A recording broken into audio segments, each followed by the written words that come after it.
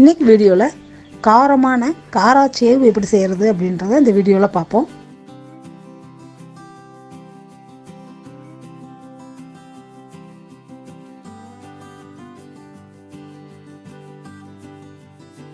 காரா சேவ் செய்கிறதுக்கு நான் 1 கப்பு கடலை மாவு எடுத்திருக்கேன். அதே கப் அளவில் 1/2 கப்பு அரிசி மாவு எடுத்திருக்கேன். அரிசி மாவுமே இது பச்சரிசி மாவு தான். பச்சரிசி மாவு சேர்த்தா தான் காரா சேவ் வந்து நல்லா பொறுபொறுப்பாக இருக்கும். இது புழுங்கரிசி மாவு சேர்த்தோம்னா உங்களுக்கு கடுக்குன்னு இருக்கும். அதனால் நான் பச்சரிசி மாவு தான் 1/2 கப் சேர்த்துருக்கேன். அது கூடவே கலருக்காக ஒரு 1/4 ஸ்பூன் மஞ்சத்தூள் சேர்த்துருக்கேன். ஒரு 1.5 ஸ்பூன் அளவு இஞ்சி பூண்டு பேஸ்ட்டு, ஒரு 2 ஸ்பூன் அளவு சீரகத்தூள், 2 ஸ்பூன் அளவு மிளகுத்தூள், ஒரு துளி அளவு சோடாப்பூ,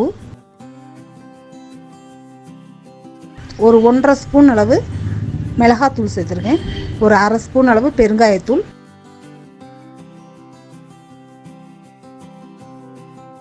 அதுக்கு வேண்டிய அளவு உப்பு சேர்த்துருக்கேன். இப்போ இது எல்லாத்தையும் நல்லா ஒன்றா மிக்ஸ் பண்ணி விட்டுருவோம்.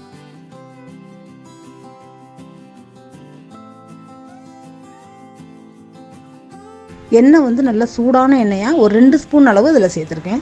இப்போ அதையும் சேர்த்து எல்லாத்தையும் நல்லா ஒன்றா மிக்ஸ் பண்ணி விட்டுருங்க.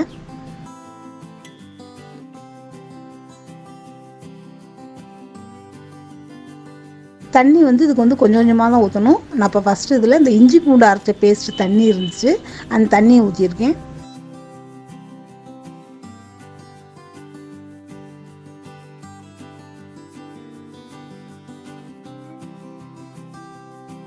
எல்லாத்தையும் இப்போ நல்லா ஒன்றா மொத்தமாக தண்ணி ஊற்றிடக்கூடாது. கொஞ்சம் கொஞ்சமாக தண்ணி ஊற்றி நல்லா சப்பாத்தி மாவை விட கொஞ்சம் இலக்கமாக பிணையணும்.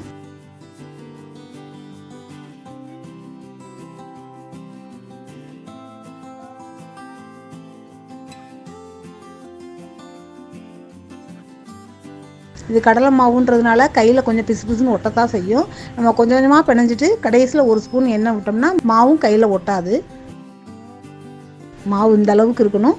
சப்பாத்தி மாவை விட கொஞ்சம் இலக்கமாக தான் இருக்கணும். அப்போ தான் நமக்கு காரா சேவ் செய்கிறதுக்கு நல்லாயிருக்கும். இதுக்கு வந்து நான் 3 குழல் உள்ள அச்சு எடுத்திருக்கேன். இப்போ இந்த பிசைஞ்ச மாவை அதில் வச்சுருவோம். வச்சுட்டு எண்ணெய் நல்லா காஞ்சிருக்கு, இதில் அப்படியே புழிஞ்சு விட்டுருவோம். சுற்றி எல்லா பக்கமுமே படுற மாதிரி புழிஞ்சு விட்டுருவோம்.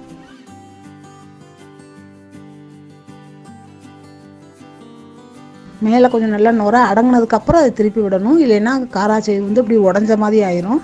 அதனால் நல்லா நுரையெல்லாம் அடங்கினதுக்கப்புறம் இதை அப்படி திரும்பி விடுவோம். பொரிக்கையிலேயே நமக்கு வாசனையும் ரொம்ப நல்லாயிருக்கும்.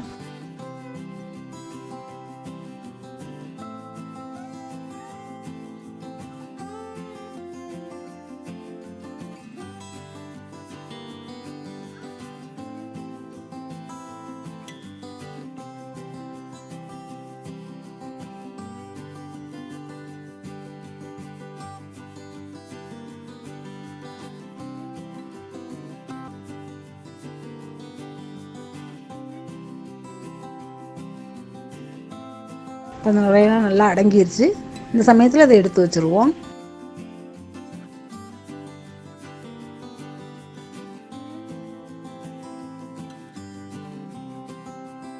இப்படி எல்லா மாவையும் சுற்றி எடுத்து வச்சுருக்கேன் நான். இப்போ இந்த ஒரு 1/2 மணி நேரம் ஆகட்டும். சூடு ஆறுனதுக்கப்புறம் இதை நமக்கு வேண்டிய அளவில் இதை உடச்சி எடுத்து வச்சுக்கலாம். இப்போ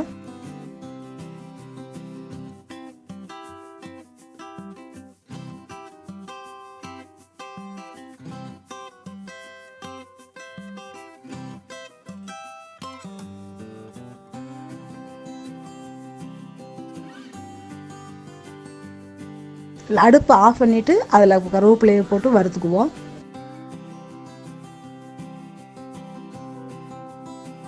வறுத்து இந்த காரா சேவ் மேலே சேர்த்துருங்க. வாசனை ரொம்ப நல்லாயிருக்கும். இப்போ இது உடச்சி பார்த்தாலுமே நல்லா பொறுபொறுப்பாக இருக்குது. சாப்பிட்றதுக்கும் ரொம்ப டேஸ்ட்டாகவும் இருக்கும்.